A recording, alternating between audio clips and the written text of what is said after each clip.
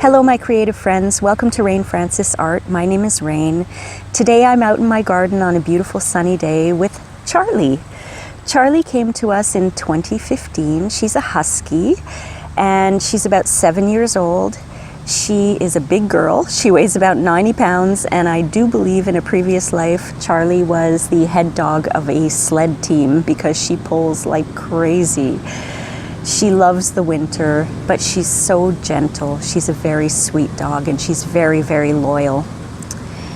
Today I'm sharing this moment with you because I wanted to introduce Charlie, and I'm also sharing a tutorial of me drawing Kermit the Frog with Prismacolor pencils and Solvent.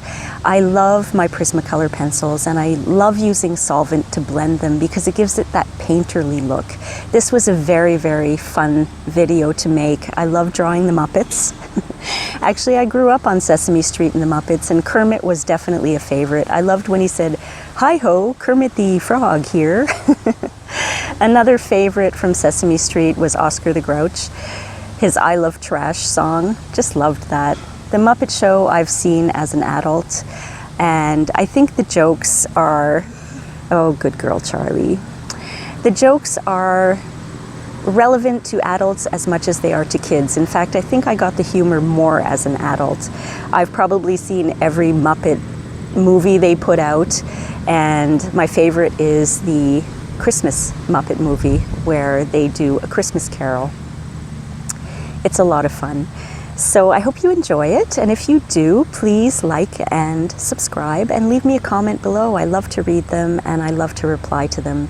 And if you'd like to follow along with this tutorial, in the description below I've left a link with a downloadable stencil that I created, as well as a list of the supplies that I used. So without further ado, please enjoy. Thanks so much for watching, and I'll see you next time. Bye. Let's begin. I know that it's very faint right now. You won't be able to see the outline, but there is a link in the description below for the stencil that I made if you'd like to download it. And I've also left a list of the supplies that I'm using. As I go, I'm going to name the number on the Prismacolor pencil so that you know what I'm using. Basically for Kermit the Frog, he's green, but he's the reference photo that I have, he's sitting in the shadow. So part of him is a darker green, part of him is a lighter green. You could get away, I'm using 3 shades here. You could probably get away with just a light green and a dark green. For his banjo, you can choose any color you want, but I'm choosing browns and silver and beige. And for the log, I'm just choosing black and brown. So I'm just going to get started, and I'm going to draw the outline so that you can see it. I'm using apple green number 912 just to start drawing the outline. I'd like to make it a little more visible for you. I created the stencil based on a reference photo of Kermit as he's singing the song Rainbow Connection. He is an accomplished singer. I love the Muppets. I grew up watching Sesame Street. And I loved Kermit the Frog. Kermit the Frog.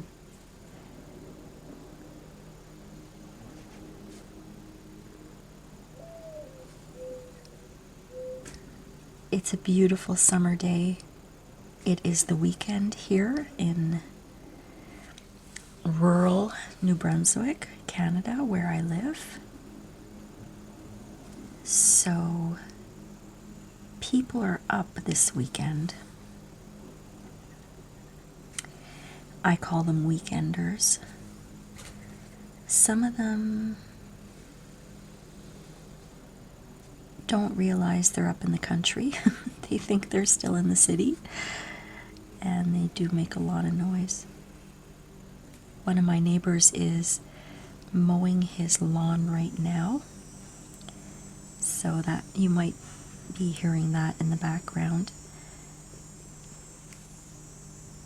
I do live in the woods, And there are plenty of birds at the feeder today, so you might hear that too. And you might also hear my dogs or my cats. They're all sleeping right now, but you never know when they're going to get up and shake, meow, stretch, knock something over.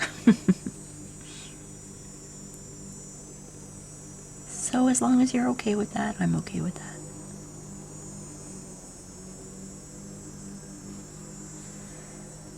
I personally can hear the cicadas going right now. That's how warm it is outside.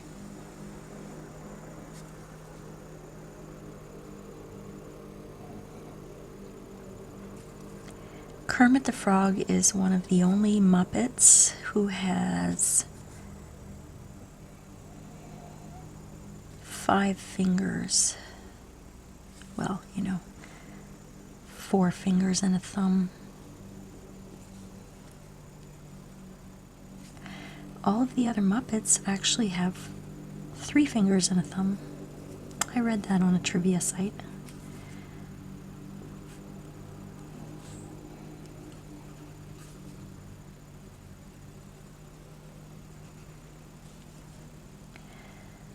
Okay. I think Kermit is outlined well in green. I'm going to grab my black 935 and just outline around his eye.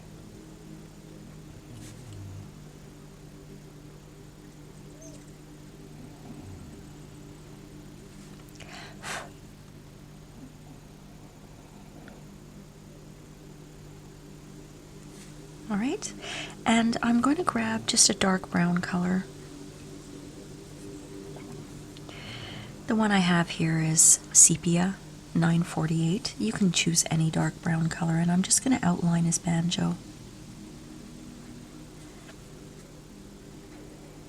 I think outlining things helps a lot with the visual. I'm a very visual person.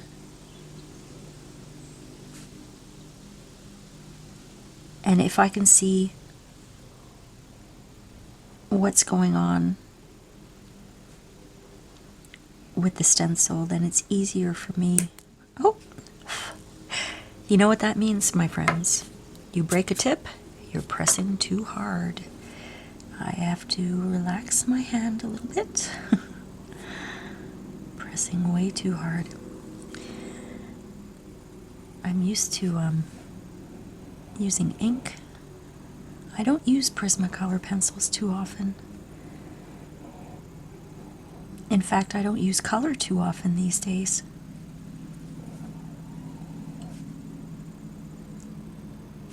Yes, as I was saying, I'm very visual, and I think that having an outline helps a lot when you're trying to put a piece together.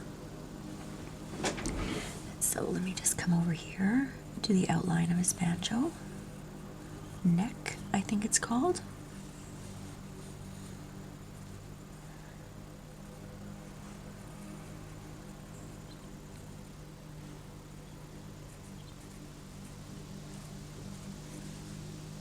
I was just kind of putting shapes. I really don't know what a banjo neck looks like. I'm guessing it looks kind of like a guitar neck. It's got these, they're called frets, I guess. And then we'll put in the strings later, if we decide to.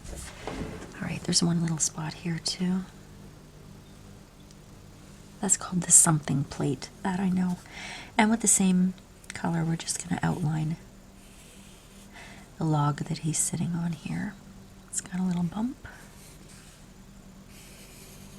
Okay, well that should make it easier for you to see what I'm doing. Oh, sorry. I'm moving the table around a lot here. So I'm going to start coloring in Kermit's body. I'm going to start off by using my spring green color 913. This would be your lighter green color. Because Kermit is sitting on a log at night under the moon, the light is coming from this direction here. So this side of him is a little lighter. I'm going to start over here He's got some light areas on his thumb and his fingers because they are directly in the moonlight as he's singing. And seriously, I am not pressing hard at all. If you see the tip, see how sharp this is? That's amazing. I have a Derwent pencil sharpener and they are fabulous. If my tip breaks, I am a naughty drawer. That means I am pressing way too hard. The point of being able to use solvent when you're drawing is that you can add layers, and you don't want anything to be like, you don't want the pigment going on too hard because you're gonna have trouble blending. You won't be able to add layers. You might damage your paper, and you're gonna hurt your hand and break your pencil tip. So like I said, I'm just applying, according to the reference photo that I'm looking at, the areas of Kermit that are lighter green. And turn your pencil once in a while so you can keep that sharp tip. And as I mention on all of my videos, when I'm applying any kind of pencil, I work in small circles or small ovals. I do not do lines unless I want lines to show, that is. And my friends, you'll have to bear with me. I am still finding my YouTube voice. I am very soft-spoken, and sometimes I don't realize how much I seem to be almost whispering, so I'm trying my best to keep the volume of my voice at a good level so that you don't have to,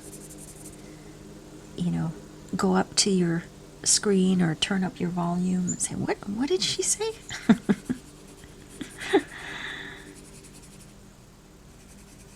Actually, that reminds me of one of the Austin Powers, I think it was the first one, Mike Myers, Austin Powers, hilarious movies. When he comes out of the cryogenic freezing, at one point he says, "I'm having trouble controlling the volume of my voice." And it's really funny. Oh, I scared my dog there. She was sleeping. I'm sorry, Marlene. I didn't think it was that loud. Maybe it was. I have a great sense of humor. I love comedy. I loved The Muppet Show when I was a kid. It came out when I was 8 years old. I think the first show came out in 1976, and it lasted only 5 years, believe it or not. You'd think it would have lasted longer. But like I was saying before, I grew up on Sesame Street. Every day, coming home for lunch, we would watch Sesame Street up until I was, too cool to watch it, I guess, when I was, 10. I don't know what age you get too cool to watch children's shows, but you're still a child. But Kermit was my favorite Muppet. He was the only one who actually appeared regularly on both Sesame Street and The Muppet Show. There was Grover, who appeared once in a while on The Muppet Show as well, but Kermit was the one who was the big star. All right. So, let's see. This part of his neck, it's in the shadow, and anything in the shadow I was going to use a darker color green, but his little neck here, I don't know what you want to call it, his neck frill, is more of a yellow. So for the parts in the shadow, I'm going to use my spring green, the lighter green that I'm using. And just so that I can show you, all of this here is a yellowish green, and I'm using Chartreuse number 989. But you can use a yellowish green, or if you don't have all of these Prismacolor pencils, you can combine a yellow and a green and blend them together. I love using solvent with these Prismacolor pencils. When I first started drawing with them, I used what's called a colorless blender. It looks like a pencil, but it's white at the end and it blends for you. And it works well, and I still use it, but I really love the look of the solvent. When you're mixing two colors, if you want them to blend, always bring your color a little bit over to the next one. When you apply the solvent, you'll see how that works really well. And really, that is the only area that we're using this yellowish chartreuse color. So I'll get back to the lighter shade of green, which is my spring green 913. And I'm going to fill in the light areas of his arm.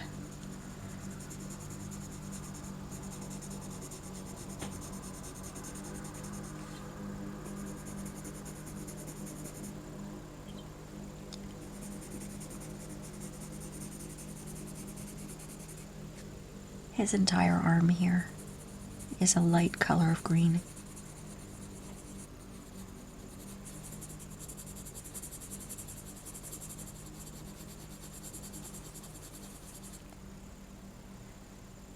All the way up till about this area of his fingers here, so I'm just going to give myself a guide. His whole finger here.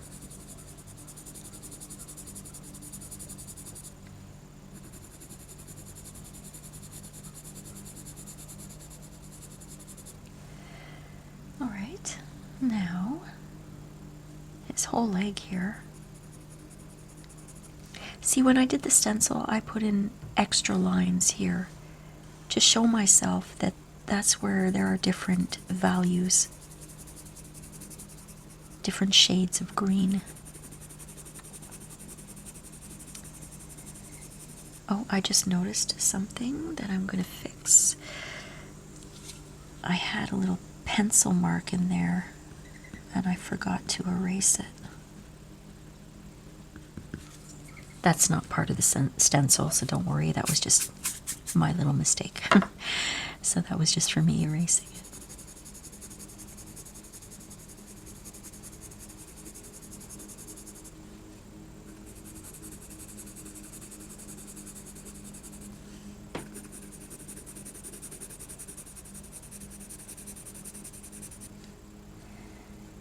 We're going to add some of the dark here too. It's kind of, when you're working with color, if you want it to look, I mean, I'm going to say realistic, but this is Kermit the Frog. He is a Muppet, but we do want it to look somewhat realistic. You could just color them all in green, but we want to do a little shading. His foot here is very, very light, and this area here I'm going to mark a little bit of a guideline for myself. That's where I'm going to add a little of the dark green as well, just for the sake of having a little shadow and interest, I suppose. Okay, this is my apple green. It's the darker green, and it's number 912 with a pet hair on it. So I'm going to go and fill in all the other areas here with this color.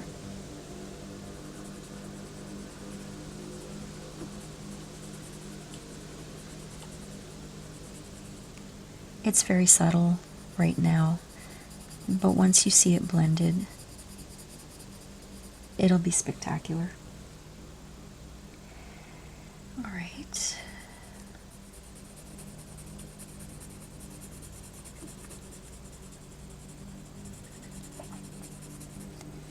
And we're probably going to add more layers as we go.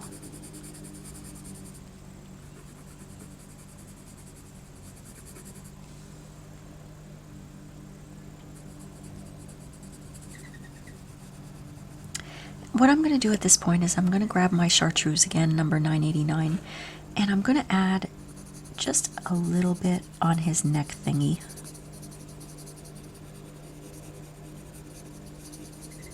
I'm blending the two colors.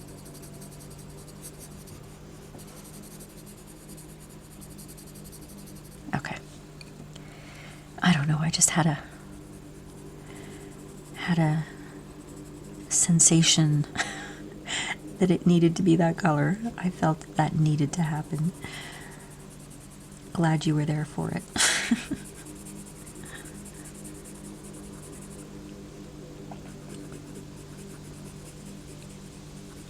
Anyone who knows Kermit the Frog or the Muppets knows the song Rainbow Connection.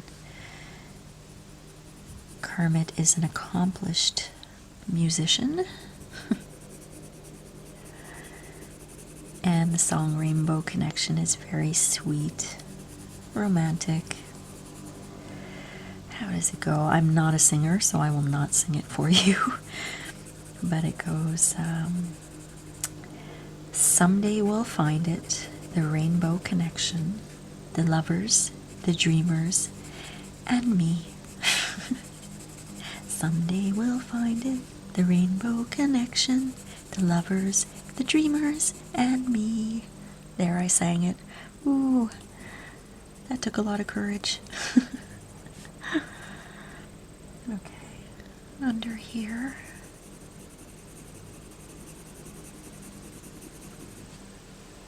This part of his knee.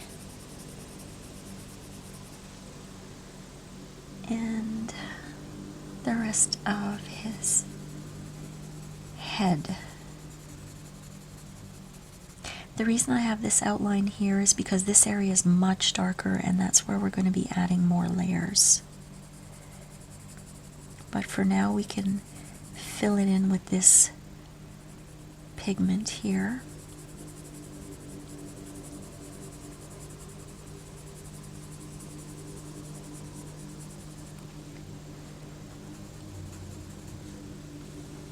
Down here too, it's quite dark, but this is just the first layer.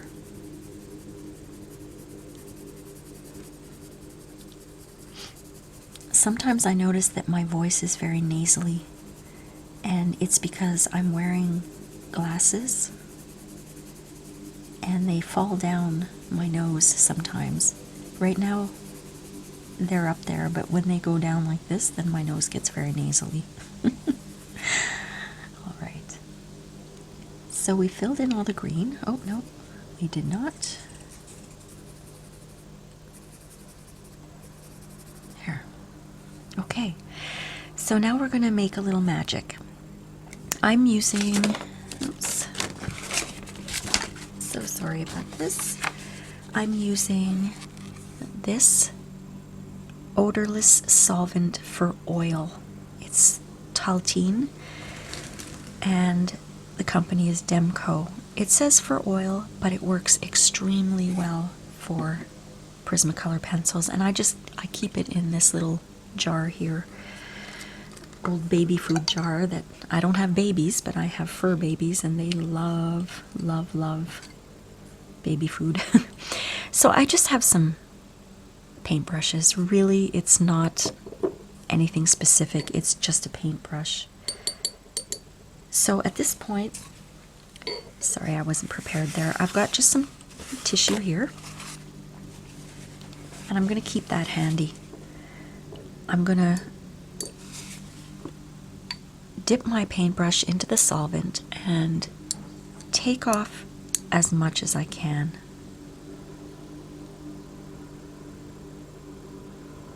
Like that. And then we're going to apply it. I should show you what I've done underneath my page. I just have a few pieces of paper, just computer paper, that I put under just in case the solvent goes through the paper. It shouldn't, because it's pretty good paper. So let's begin.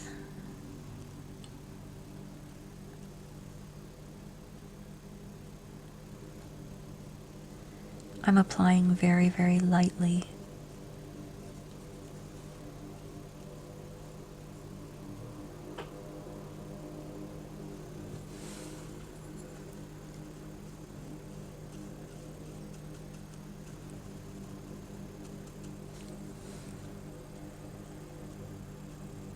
I love the look of this.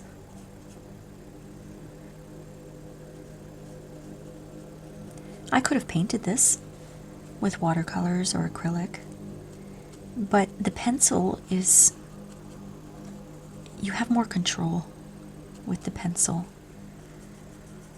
And as you can see, a little bit of solvent goes a long way.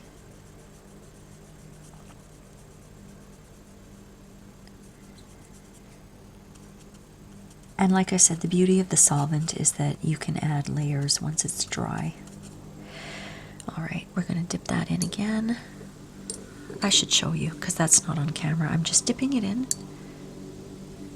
and wiping it off like this. Okay? And I've got some tissues handy just in case I need to wipe off, because when you're switching between colors, you have to be careful. If I'm using solvent on a black area and then I go and dip it in and try to use it on a yellow area, you'll have black on your yellow. So you have to make sure to wipe it off.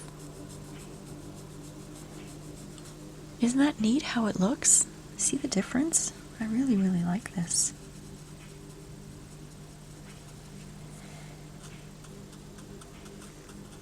And remember, this is the first layer.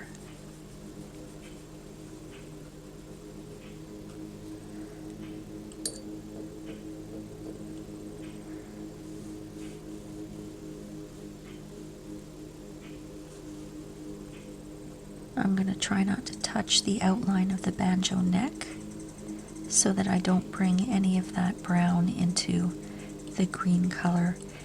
It might happen, and if it does, that's okay. We're just having fun. And it's so relaxing. I'm not even bothered by my neighbor doing his lawn right now, mowing his lawn. I'm just enjoying what I'm doing here. I hope you're enjoying it too, and I hope you follow along.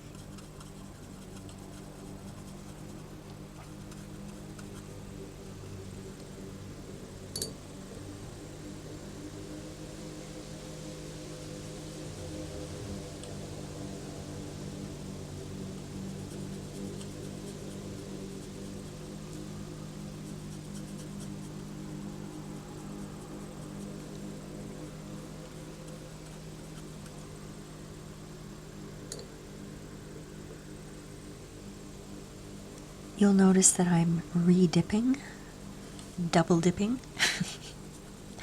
That's a Seinfeld reference. I don't know if anyone got that. I'm double dipping my paintbrush into the solvent quite often. It does go a long way, but I'm dipping it quite often because I like to. There are some instructors out there who insist that when you dip your paintbrush too often into your solvent that you are making a quote-unquote rookie mistake. I'm not trying to bring negativity in here. I just have to say, I find that so derogatory, you know? Everyone started out somewhere, right? I've heard YouTube instructors say things like, oh, I know it's a beginner when they use too much solvent, or the biggest mistake I see beginners make is this and this and this. And you know what? You don't have to say that. This is supposed to be fun. You're supposed to be learning. Don't point out that, a beginner will make such a mistake. It's very subjective. It's how you want to draw, it's how you want to paint. How much solvent you feel comfortable using is not a mistake if you use more than one instructor on the internet. It's just what you enjoy doing. There's no mistakes, right? As Bob Ross says, there are only happy accidents. I had to work that in somehow. But yeah, I don't know. I think there was a channel I was following, and it was a young man, and he is very good. He's a great teacher. He was a great artist. But when he started saying things like that, it really bothered me. It's like, don't you remember you started out small too at one point and you had to learn? Maybe you used too much solvent. Doesn't mean it's a mistake. It just means that now you've realized that you don't want to use so much. You know what I mean? Okay, I'll stop now. I guess what I'm saying is do what makes you feel comfortable. If you want to pour the solvent on, go ahead if you like how it looks, if you like how it feels.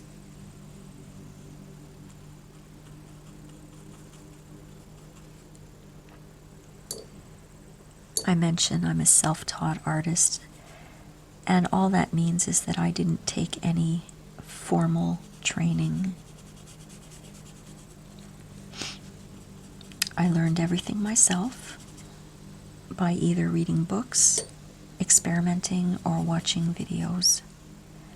And I'm happy to give that back now, because I think that learning to draw and paint, especially on my own, because I didn't have that talent, growing up. I didn't have that in me.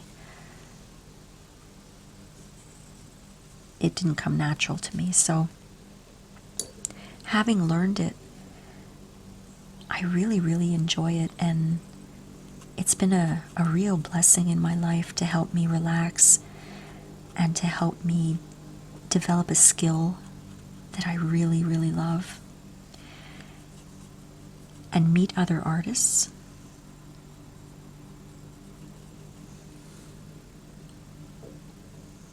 It's just, and share it. Share what I know for those who want to learn. I'm so happy to do that. And also, it's built my confidence up. It's not easy going out there on YouTube and showing the world, this is what I think art is. You're really open for criticism, but so far, everything's been good.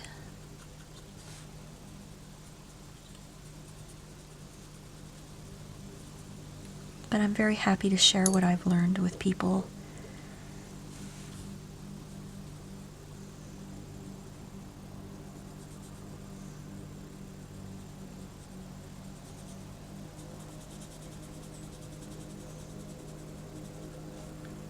As long as you're having fun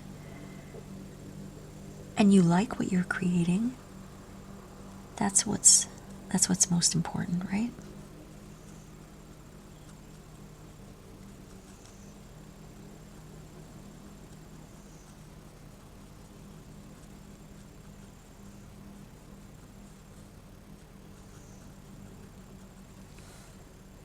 All right, we've got his leg to do, and this area here of his body.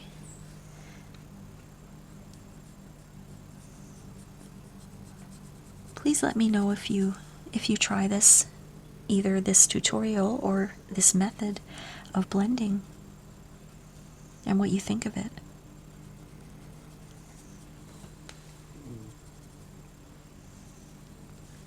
Some people may think it's a little time consuming, but you know what? It is time consuming. but the result is really nice.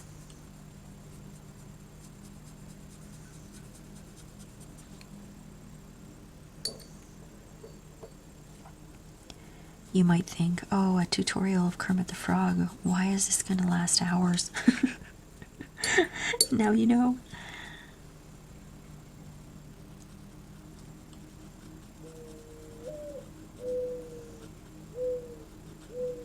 Can you hear the mourning doves in the background? They're beautiful birds. Okay.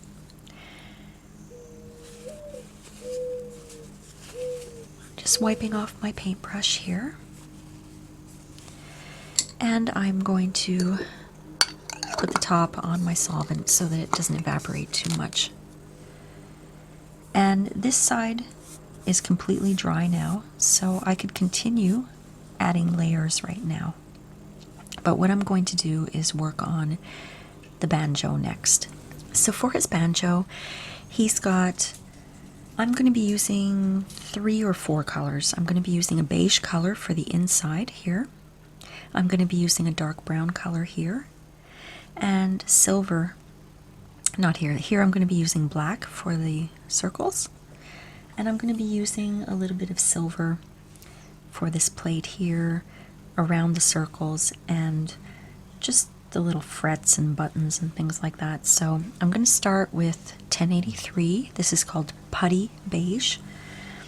And when you have Prismacolor pencils, you should probably always sharpen the side that doesn't have the number on it. But I didn't, so that's why I wrote it with a Sharpie. I made a mistake with that one. So I'm just going to fill in all the little buttons and gadgets and things of which terminology I have no clue. I don't know what these are called. I do know these are frets.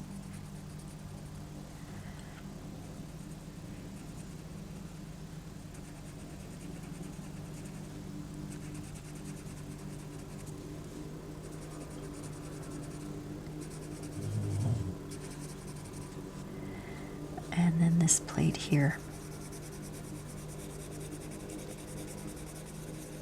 Now I just wanted to give that a little base with the beige. I'm just going to grab my silver, 949 silver, and I'm going to go over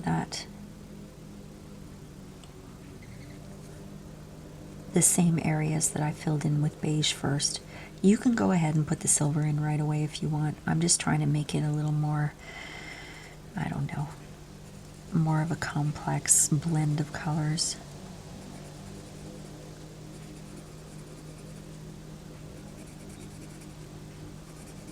Forgot this one. That's okay. We'll leave that pure silver.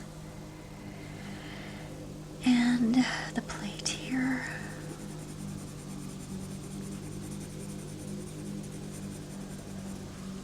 I'm going to add just a little more beige here because I want it to stand out differently from this area and this area. So I've got my silver and I'm going to go around. You can actually, these little circles are going to be black, so you can, don't worry about going around each one. You can just cover them because we're going to be covering them with black. It doesn't really matter. Down here too, we've got silver.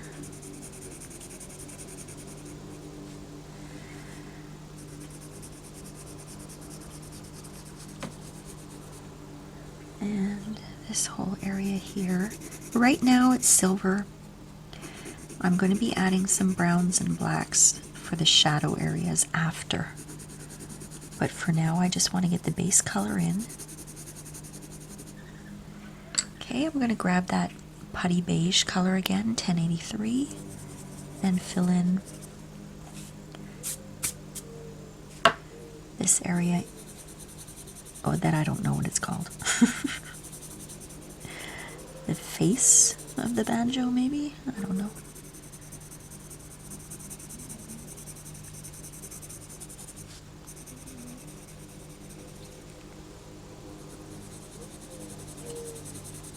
So I was mentioning before that Kermit the Frog sings Rainbow Connection.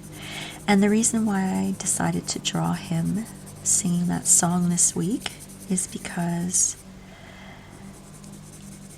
I host a themed art date on my blog, rainfrancisart.com, every Thursday. It's actually called Thursday Art Date with Rain. And I'll just grab my brown color here. This is a dark brown, number 946. I'm actually going to grab a little bit of tissue and put it here so that I don't get any of the pigment on my hand. Yes, so I host an art date every Thursday, and the theme for which is my upcoming art date as I draw this is the 12th of August in 2021. The theme is weather and weather lore. And I try to get really creative with these themes. I mean, I come up with them. I think I've been doing this I'm going on my 3rd or 4th year doing the art date. Every November, it usually happens to be, I come up with 52 of these themes, or some people call them prompts, for the art date, because they are weekly. And that way when they come up, I'm just as, I don't want to say surprised and shocked. That's not the right way to say it, but I'm just as, open to figuring out what I'm going to do as the people who just learned what the theme is themselves. So when this one came up, I like to do portraits, so I asked myself, how can I incorporate portraits into the theme of weather and weather lore? And I started to think about weather and my favorite weather. One of my favorite weather phenomena is the rainbow. Alright, so just before I continue, I'm going to start putting the dark brown into the circles instead of the black, and if I don't find it's dark enough, I'll add black later. So yes, I decided to think about rainbows. I see them quite often here, and I immediately thought of Kermit the Frog singing Rainbow Connection. I think Willie Nelson covered that song too, or maybe he did it on the Muppets. I just remember hearing him singing it and hearing his voice, So we're going to go back to the Odorless solvent, and I'm going to take my same paintbrush here, dip it in, and start with the silverish area up here.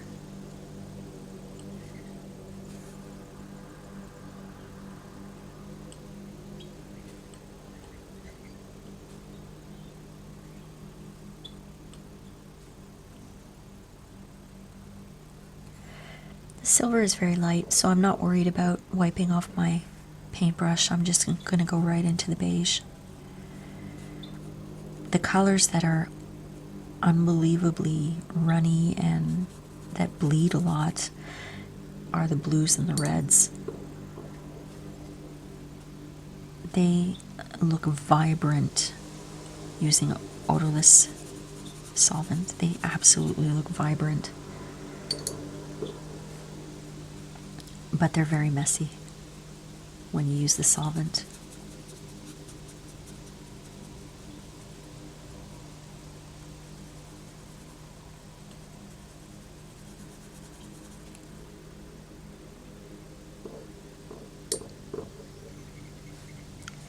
So we all know what a rainbow is. I'm sure everyone has seen one, or I hope everyone's seen one. I think they're beautiful. You always see them after a little rainstorm. It's because the sunlight hits the raindrop. Some of the light is reflected. It kind of bends and turns into color, and that's when you see your rainbow. And that's why you see it after it rains and not when it's been sunny, because there has to be moisture in the air. Okay.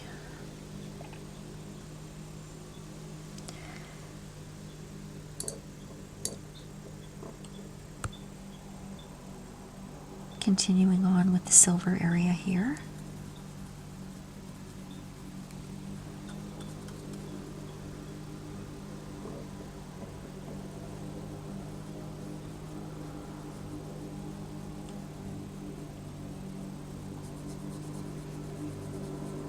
And I'm just going to move into this area where these circles are, and I'm going to actually just blend the whole thing together.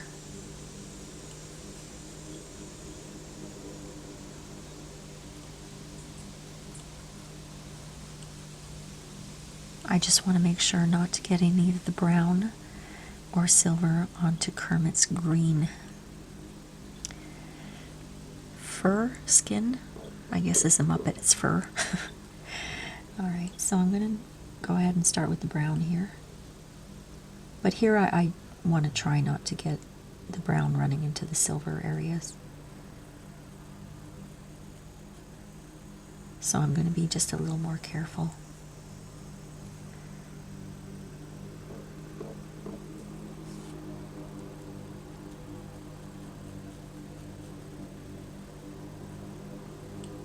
I live in the Maritimes of Canada, and we get some really nice rainstorms here.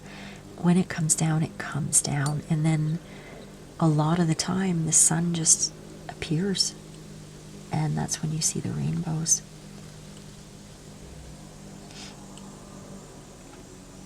I have actually seen what I think I'm calling, I don't know if I invented this or not, but a fog bow. When in the early morning when I walk my dogs, if it's been raining really hard and it's really humid out, and then suddenly it gets sunny, a rainbow forms, but it's hidden by the fog and it looks like a grayscale rainbow. I call it a fog bow. It's like you desaturated a rainbow, took all the color out, and all you see are shades of white, black, and gray. It's really something else. I've never seen that before. I saw that for the first time last summer, and I saw one this year too. Really neat. Okay, so we've got all that blended.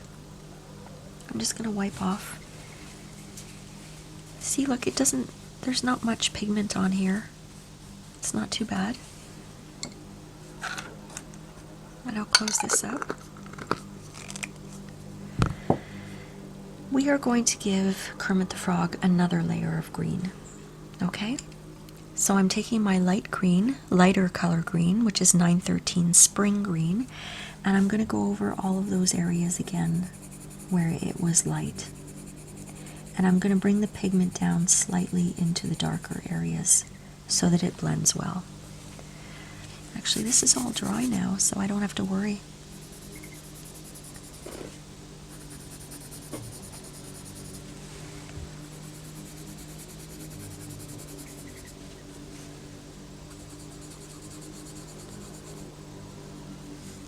Kermit the Frog has another song that he used to sing. I don't know if it was first sung on Sesame Street or if it was the Muppets. It's Not Easy Being Green.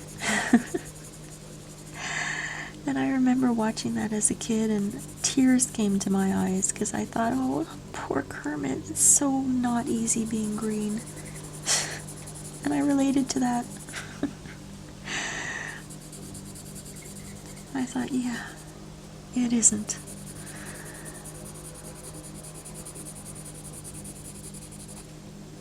Kermit the Frog here. He was so in love with Miss Piggy on the Muppets, and she was so mean to him. She played hard to get, but she loved him.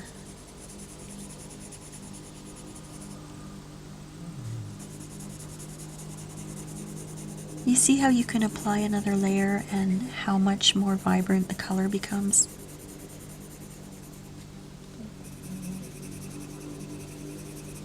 Because we've let the page dry. I've got a little brown pigment over there that I don't want. Okay. We've let the page dry, and we're applying pigment very, very lightly.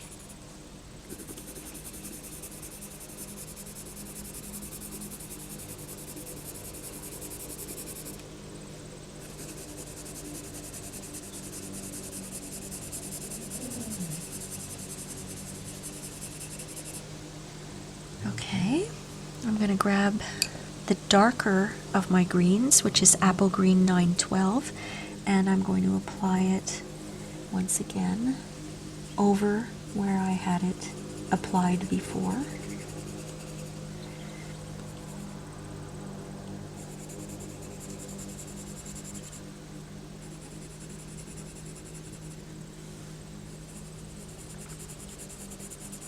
When you're applying solvent, you really need a good quality paper, otherwise it's just going to soak right through and your colors won't look nice.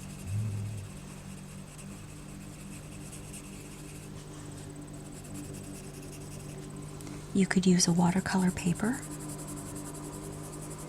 I'm using the paper that I normally use for my ink and graphite pieces. It's a Bristol Smooth. And it seems to hold up pretty well with the solvent.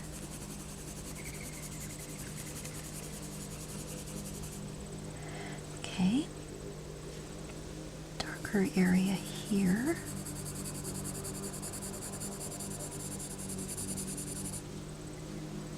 His knee, and just the bottom of his body here is darker. Inside of his arm. I'm going to grab my yellowish green, the Chartreuse, number 989. I don't think I need to add more here, but I am going to actually add a little bit of the yellow to the areas that I want highlighted. They're still going to remain quite green, but it's just going to add another layer or dimension to the highlighting.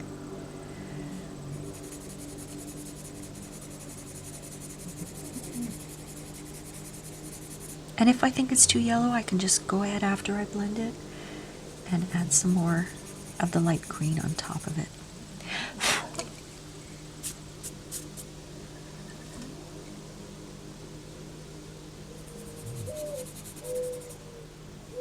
Okay, this area is quite light, and I forgot to, this is the darker green, the Apple Green 912, I forgot to apply it here a second time.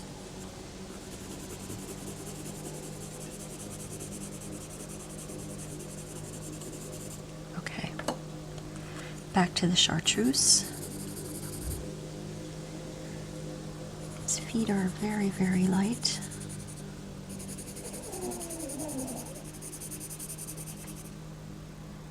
On this side here of his leg is reflecting light. And just below his knee. And the side of his arm.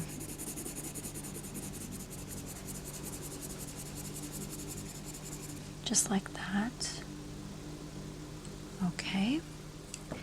I've got my apple green again, number 912, the darker of the two, and I'm just adding a slightly bit more pigment here. Is that the right way to say it? A slightly bit? That doesn't make sense. A slight amount of pigment. Okay. Where I feel like I've cheaped out on it. There we go. Okay, now at this point, I'm going to grab my beige color, the Putty Beige, number 1083, since this is all dry. Actually, gotta get rid of some of that pigment. And I'm going to apply a second layer onto the banjo face, I guess, is what I decided I'm calling it. I always wanted to learn how to play the banjo. I thought it was a really neat instrument.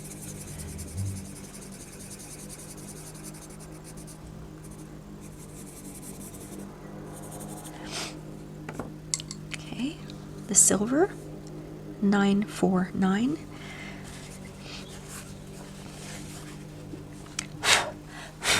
I could imagine myself, sorry, I think my head hit the camera there. Sorry about that.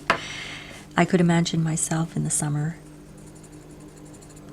sitting on my porch with a mint julep, plucking away at a banjo with my hound dog next to me. All of these fun ideas.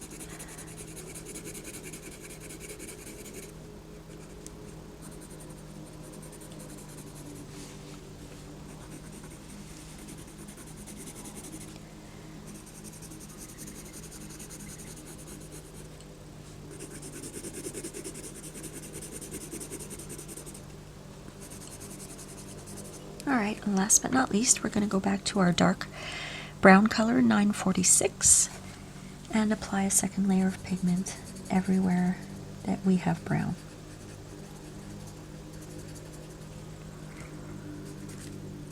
I went outside the line there a little bit, that's okay.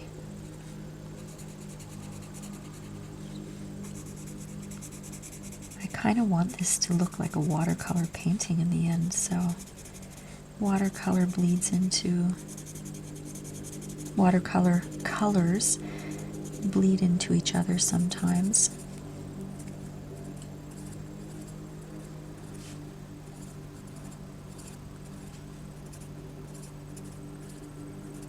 Okay. Just noticed I missed something. This is the apple green, the darker of the greens, number 912. I just want to fill in the bottom of his fingers on this side. All right.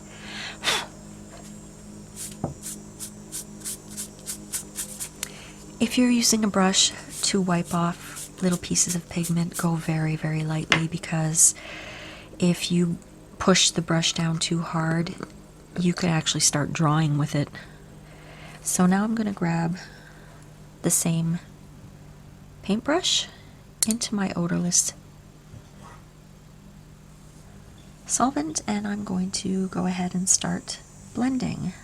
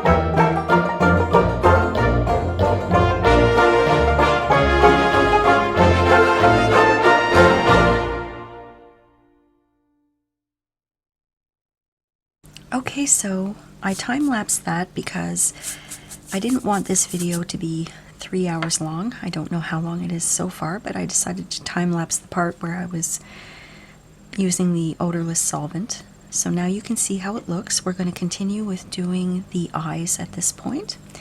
I've got my black, 935 is the number of this pencil, and his pupils are black. Let's fill in his pupils.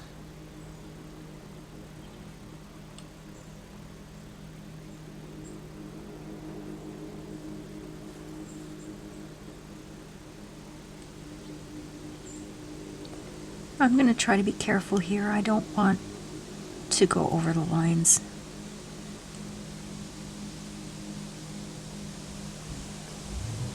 Okay.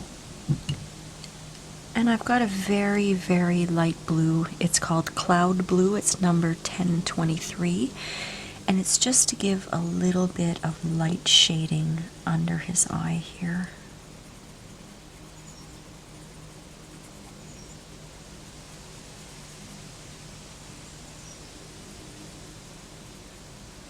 And I'm also going to put a little bit over here on the side of his eyeball. And just on the top of his eyeball here. And this is just because, as I mentioned before, he's sitting in the moonlight. There are some areas that are in the shadow. Now we're going to move on to his mouth. I have permanent red, number 122. Any red will do. He's got a little bit, as he's singing, his mouth is open just a little bit here.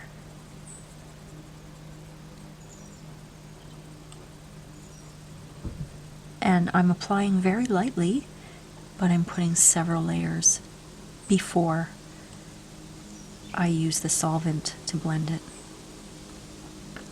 And I'm going to grab my black pencil again, number 935, and fill in the rest of his mouth here.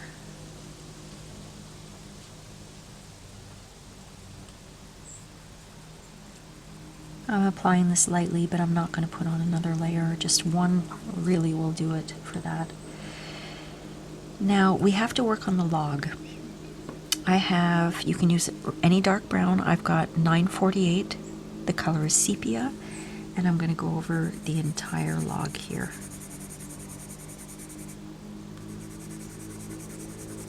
As usual, using round application or large ovals, not straight lines, and applying the pigment very lightly. I'm leaving a little bit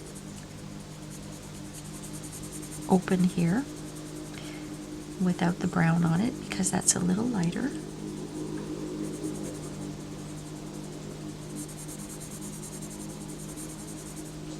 And over here it kind of goes like this. All of this is lighter, but down here it's a little darker. Well, my dogs have been quiet up until this moment.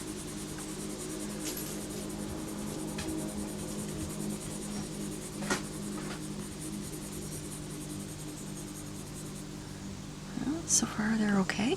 I'm going to grab that Putty Beige number 1083 and put that in here where it's slightly lighter, and this area here where it is quite a bit lighter on the log he's sitting on.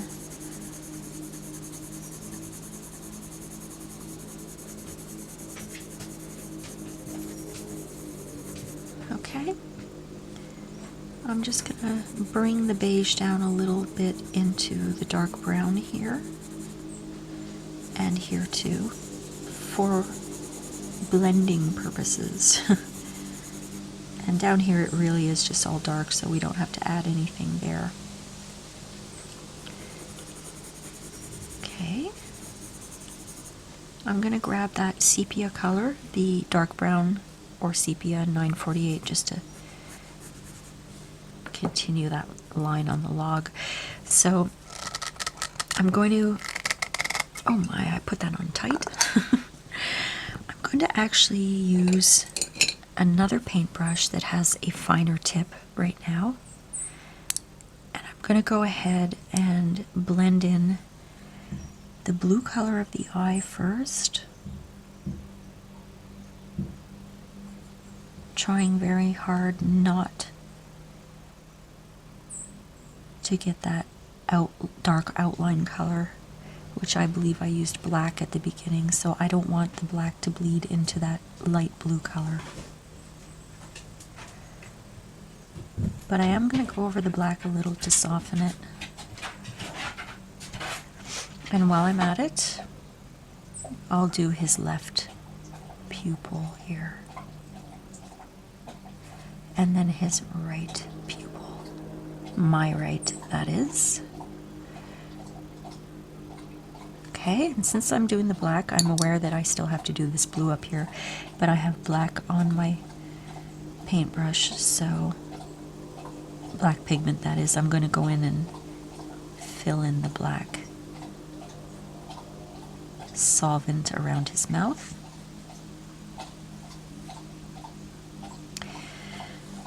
Just wipe that off and make sure all the black is off that paintbrush.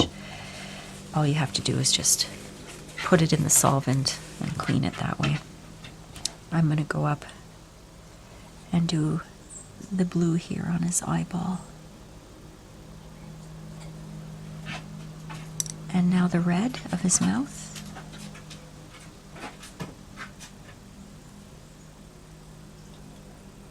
Okay, that's blended in well. And wipe that off, because see the red, it may look minor, but if I'm going straight into another area like the beige, I would have pulled the red off and it wouldn't have looked very nice. So actually I'm going to take my larger brush now, and I'm just going to go in and blend in the beige area.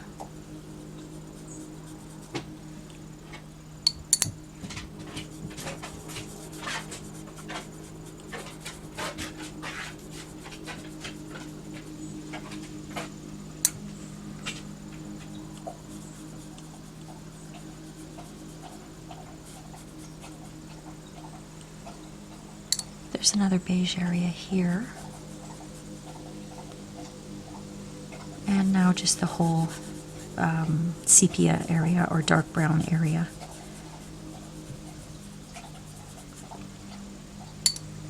I'm going to blend it, add a second coat, and then blend it again.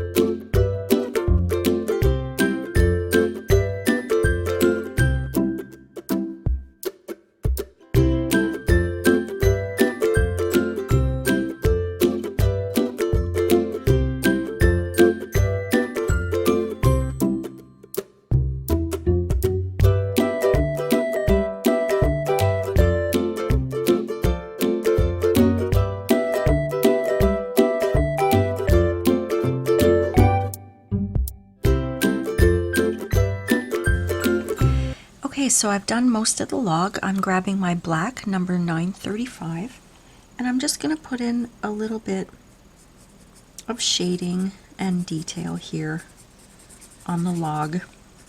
I'm just really doing random marks of black here.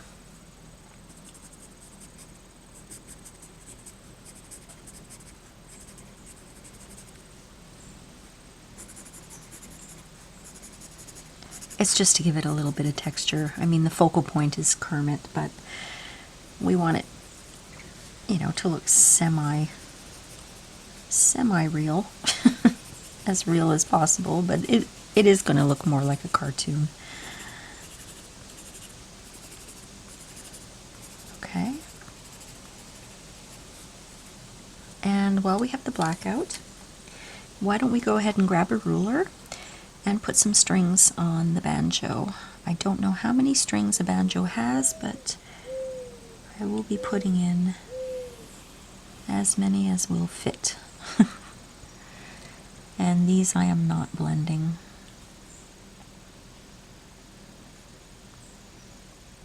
Because I want them to look sharp. Just be careful, don't put them on top of his fingers. And if you have a transparent ruler, that's better because you can see the line below. And I'm really sorry if there's a glare here. I really have some amazing lights that I use. Okay, this will be the last one.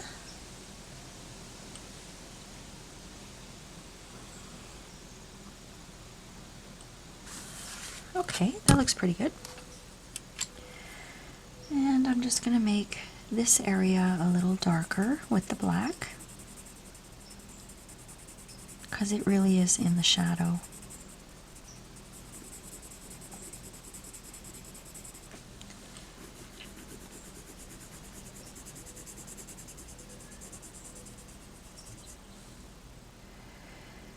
Alright, so the log is done.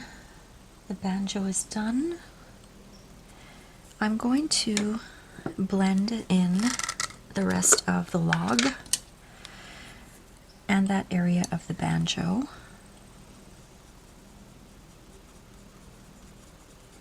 And then the last thing we have to do is a little bit of shading on his body and some detail. And I'm looking at his mouth right now, and I'm not liking what I did with his mouth. So I'm hopefully going to be able to fix that to my liking. This area here seems a little too black.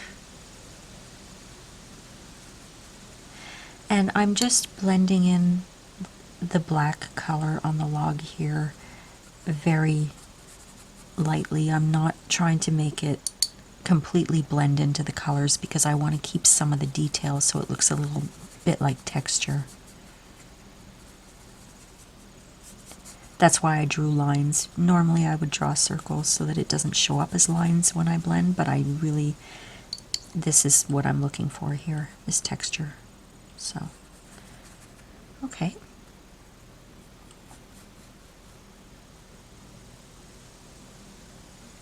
Okay, that's done. So now let's see about a little shading of the body.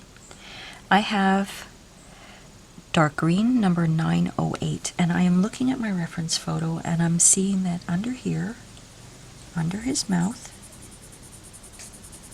it is much darker where there's a little bit of shading.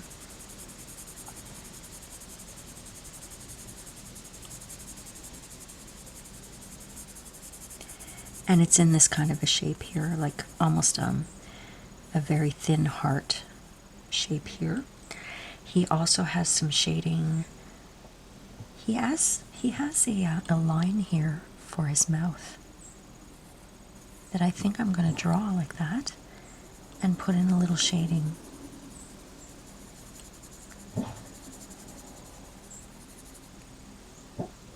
And there's just a little bit of darkness here.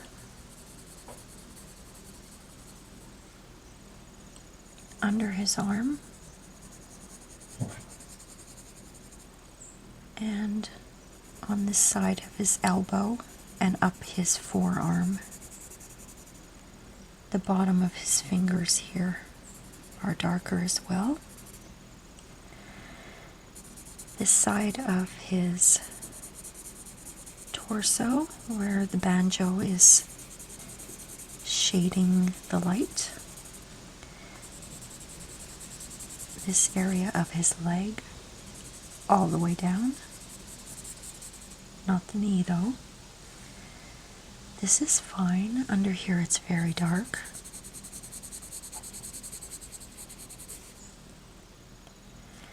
And right here under his arm.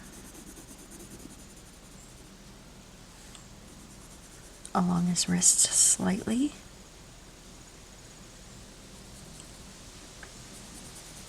And under the fingers. Okay, I think that's about it. Let's grab the solvent again. I'm going to make sure I don't have any brown on here. No problem. So let's go in and blend the darker areas.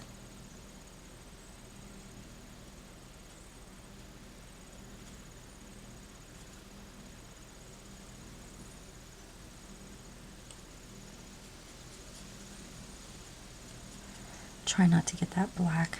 I still have to figure out what I'm going to do with that black. I really don't like it. Okay. Well, you know, Kermit the Frog he's a great singer and performer. I love talking about him like he's a real person. He's also an accomplished author. He's written 2 books as Kermit the Frog. One is called Before You Leap, a frog eye view of life lessons, or something like that. I would love to read Kermit the Frog's life lessons, what he's learned from his years of being a Hollywood frog. And he's written another one called One Frog Can Make a Difference. Kermit's Guide to Living in the 90s. I have not read either of these. I have seen the titles only. It's fun though. It reminds me, you know, when a character actually writes a book as the character. There was a book, I used to really love that show that came out a long time ago. Gosh, was it in the 90s that it came out? The Sopranos. The wife, was it Carmela? She wrote, as Carmela Soprano, a cookbook. And I think it was called Tuck In. That's something I would really love to have in my cookbook collection one of these days. I love that show. Oh my gosh, it was so good. You just never knew what was going to happen to the characters, who was going to survive, who was going to, in the end, the series finale was, some people didn't understand the ending, but I gotta tell you, I did. I definitely did.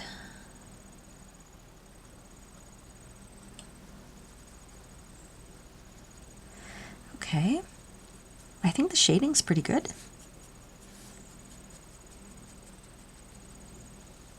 Just want to get this a little more blended here.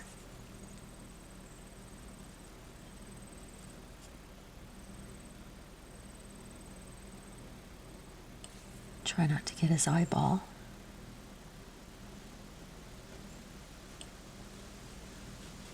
Okay. I think that looks pretty good. Now, as you can see, look, I'm going to show you here. I hope it focuses. Look at all that pigment that came off on the green. That's why you got to wipe your brush if you're using this kind of thing. All right. The body shading is done. Now I've got to figure out what I'm going to do with that mouth. I've got my Chartreuse. That's the yellowish green color. I think I'm going to try to go over it a little bit here. I may have gone too far with the black. Trying to lighten it up slightly. And I'll grab the black again, the 935, and make this area darker.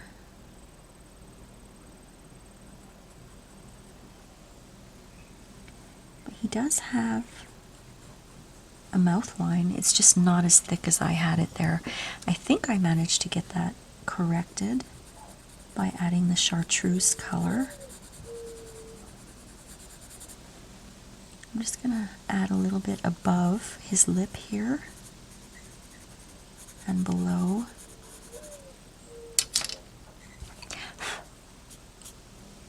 Okay, I think I fixed it. So I'm grabbing the black again, 935, and I'm just adding another layer to the eyeball.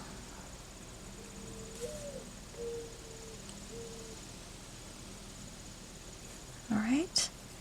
And maybe a little darker around his mouth and that kind of smile he has. And I'm going to give him a little smile line. Okay? Now I've got my dark green 908 and I'm going to add the final details to his body. For example, around the fingers to distinguish them. Maybe a little elbow crease here. His, geez, I don't even know what to call it, his frill. Make that a little more distinguishable.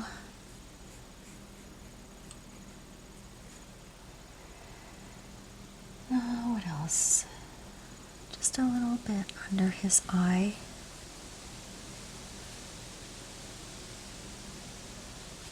Okay.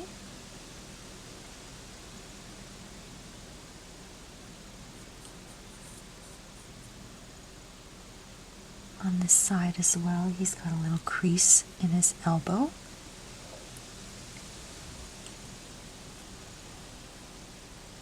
The fingers seem to be okay here. He's got a crease where his leg meets his body. Maybe a little crease here at the ankle.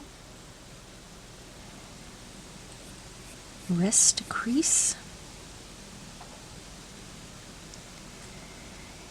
I think that's it. I want to go in with the dark actually and make a little shadow under each of these here. Just to make sure they're a little more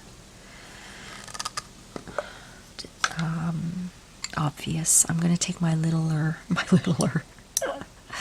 my smaller brush and just go in and blend that. You know, Kermit the Frog actually has a star on the Hollywood Walk of Fame, and I don't even. Alright, I'm going to soften up some of those detailed areas that I put in.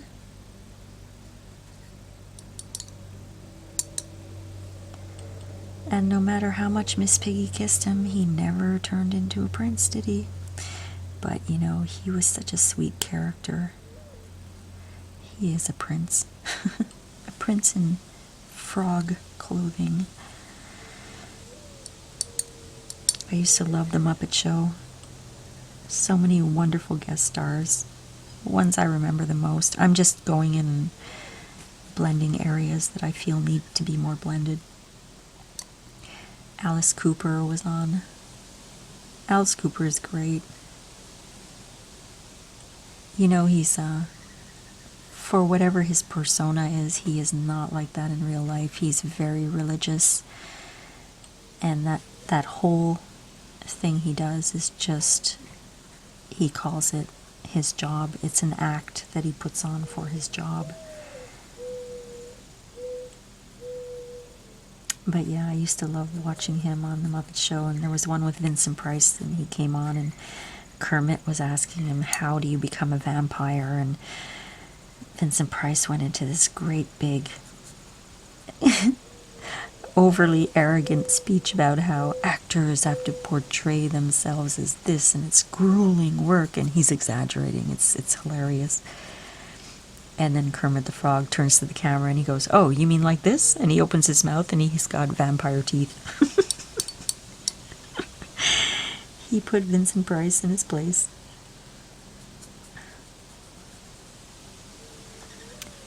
Well, my friends, I think that just about does it. I think that's it. We've got Kermit the Frog. All right. I hope you enjoyed this video. It was a long one.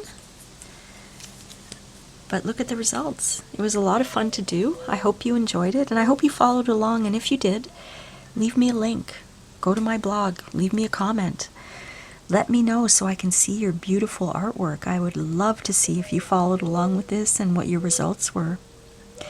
And if you have any suggestions, or if you have any questions, or if you have any requests for me to do a tutorial, please let me know in the comments. Like and subscribe if you enjoy the content that I'm providing you. And I'll see you next time. Thanks so much for watching. Bye.